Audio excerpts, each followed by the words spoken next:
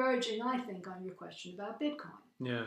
Which is that you end up with a stock market. Now, what's happened during the Trump era, it's been very obvious. And I mean, it will happen under Biden too.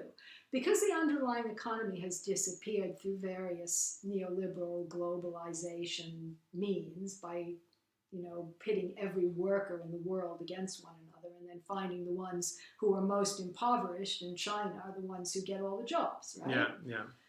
They never do that with CEOs or executives. They're never competing against every person in the world. They're just the workers compete. Yeah. So what happens is, when you have all this money now, you either buy up assets or money, you get interest, you get rents on property, whatever. And then what you do, the stock market is nothing real in the same way as Bitcoin is nothing real. The stock market is nothing real. One of the reasons the one reason the stock market has gone up so tremendously since 2008 is because when the banks were bailed out and the corporations were bailed out, they bought back their stock because the compensation of the directors was directly connected to the stock value. Mm-hmm. Now, and then their stock prices went up because they were buying back their own stock. This is exactly what they did with the $4 or $5 trillion that they got from the American government under the pandemic. Yeah. This has become a habit now since 2008, just printing money and sending it up to the top. Mm-hmm. So they then invest in shares, and the stock market is booming while everyone else is starving.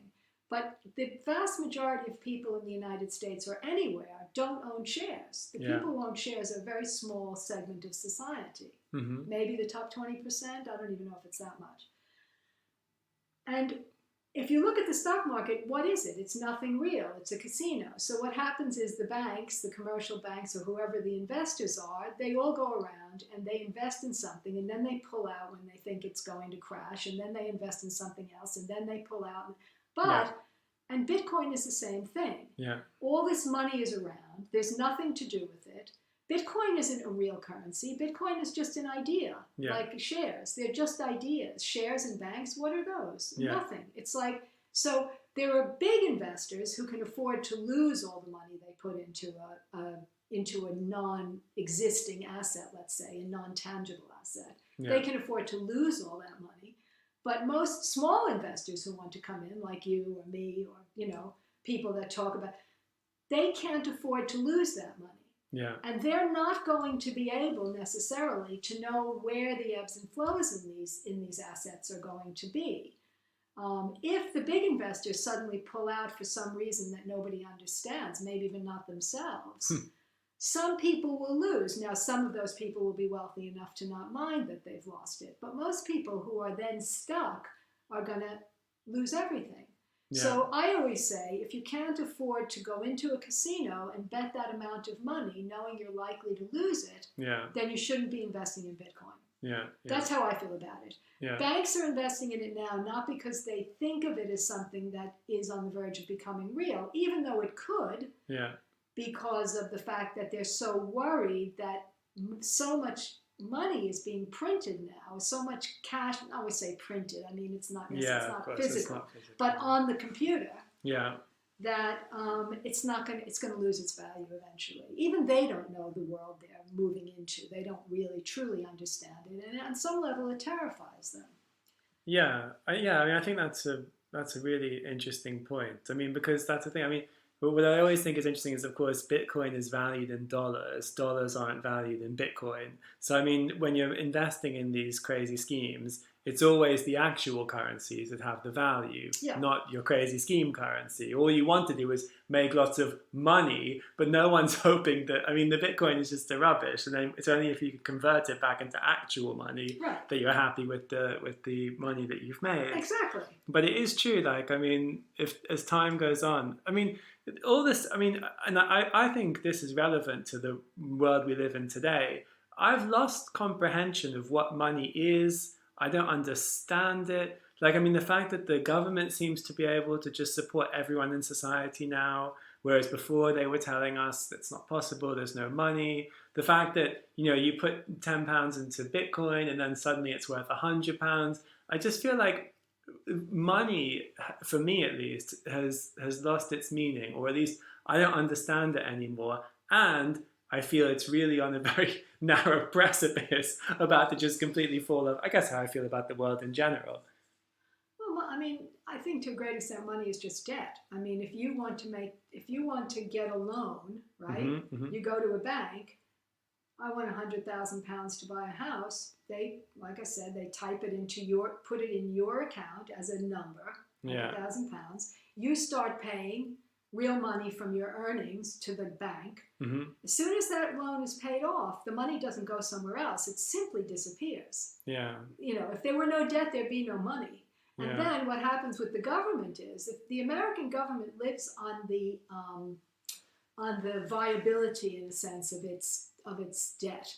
So a lot of people, when things get, still to this day, in spite of the precariousness of America, of the state, it seems to me that people still, when they start getting scared about the value of assets, like you say, about their money, they'll rush into American Treasury bonds, which is just about buying America's debt. And also a debt in a country like America, or the AA, AAA, however they rate the country's debt. Yeah. America's secure. So you think, well, I don't want to risk my money in the stock market now. It looks like everything might crash soon. So I'm going to put my money in American Treasury bonds. Well, then America keeps going on the basis of that. That and the fact that the dollar is still the reserve currency of the world. I'm not an economist, but many people say that if the dollar ceased to be the reserve currency of the world, the country would just crash. Inflation would go through the ceiling, and there would be no stopping it. Yeah, I mean, that has to be true. That has to be true. And I guess, I can definitely see that happening one day in the near future. That's the danger. For sure. It's one of the dangers. Yeah, it's a very uncertain time. But I think, that certainly answered a lot of my... In that case, if it all is about debt, that kind of answer, that sort of means that this whole blockchain concept is real in some ways. It's all very confusing. I'm sure a lot more... I think blockchain is an idea that's very interesting, that people like smarter than me are going to be able to one day seem to think that they can use the blockchain ledger, the technology of blockchain, as a way of managing things, money and even all sorts of other things that people claim that it can be applied to.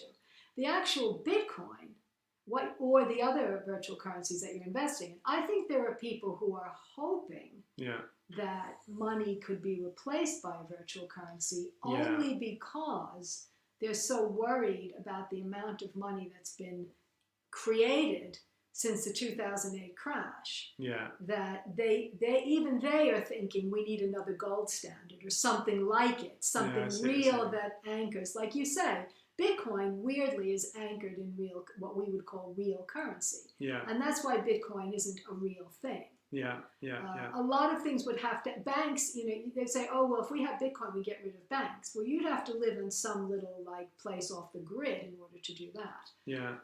Unless banks adopt Bitcoin as the currency that we all use, obviously the discussion of banks is a totally different discussion. Yes, you need them, but do they need to be private? No, they do not.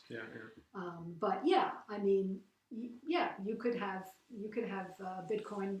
I think there are people in banks who think that Bitcoin or some sort of technology of that sort could replace money eventually, because money is virtual anyway. What is 2 or 3%? Now it is, for sure. I'm sure when they had the gold standard, it meant something, but now it's just 2 to 3% of money is just is in currency. The rest of it is not.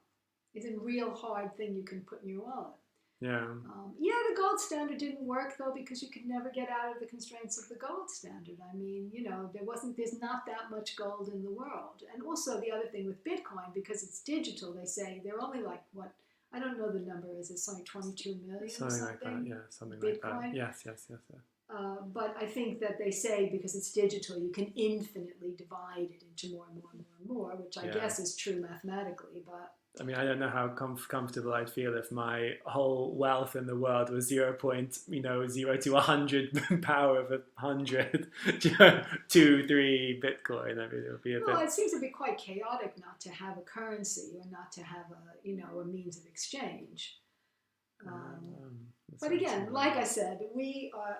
If this pandemic or the next one or some kind of climate catastrophe, which is obviously on its way, isn't going to change the way governments operate. Because you see, I can't see that there is a plan like neoliberalism on the table now.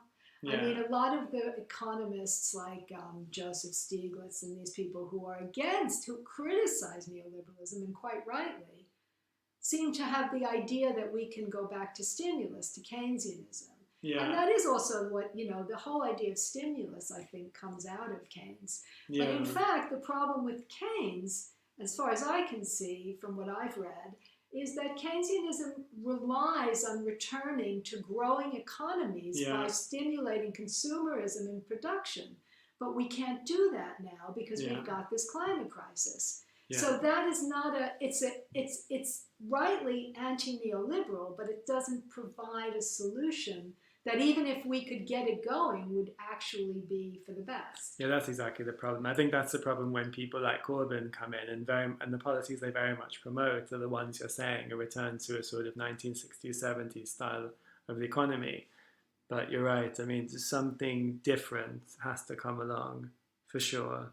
Because you're right. It was certainly based on the idea of a constant. It's not sustainable for the environment at all. This idea of a constantly growing economy, full employment, all this sort of thing. So something new definitely has to come along. Well, that's the problem with the leaders we have that we look to as progressives being from the 70s and in their 70s. I mean, part of that problem is that they remember a time of full employment when labor had a lot more power. And they may want to restore that, or they may just want to balance it better. But there's still neoliberals under the skin. I mean, even Bernie Sanders or Corbyn, they don't question the basic neoliberal consensus, really, not in public anyway. Yeah. Not when they're running. And it just isn't the case. Now, the problem that we can go back to that, but the problem that we also have is that there's not like neoliberalism. There's not something that's been, that was laying around from the 50s and then implemented in the 70s and early 80s. I don't see that we have that system laying around that we can just wait for a catastrophe and then say, oh, we have it lying around, let's get it going. I mean, the solution has to be the end of consumer. I mean, the end of capitalism, basically, I think is the only... Yeah, I mean, capitalism, a question about end of capitalism is always very complex because people don't make a distinction between capitalism and markets. There's nothing wrong with markets. We'll always have markets. It's the type of we have to start talking about neoliberalism as what it is and stop pretending that it's a law of nature, that people are basically selfish. It's not true. It's never been shown, but people believe it as it's an article of faith. And so we're taught to kind of crawl over each other's dead bodies in order to get to the top, because that's the way people are. You can't How many times have people said, you can't, and I'm not promoting communism, but how many times have people said, you can't have communism because people are selfish and they want to have their own advantage.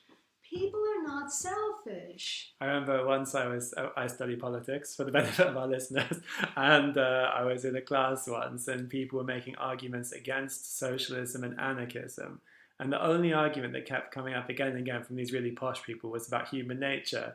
And the lecturer said, okay, make an argument against socialism without talking about human nature. Of course, it's impossible. Or without saying that, oh, you can't have it because human nature is fundamentally selfish. Right. I thought that was a very funny, and of course, it completely disarmed the individual. I think we should end it there if that's okay. Sure. Unless there's anything else you want to add. Absolutely fine. Because, I think. Thank you very much for today's episode, Lisa. Thank you, Ari. Until next time. Goodbye. Bye.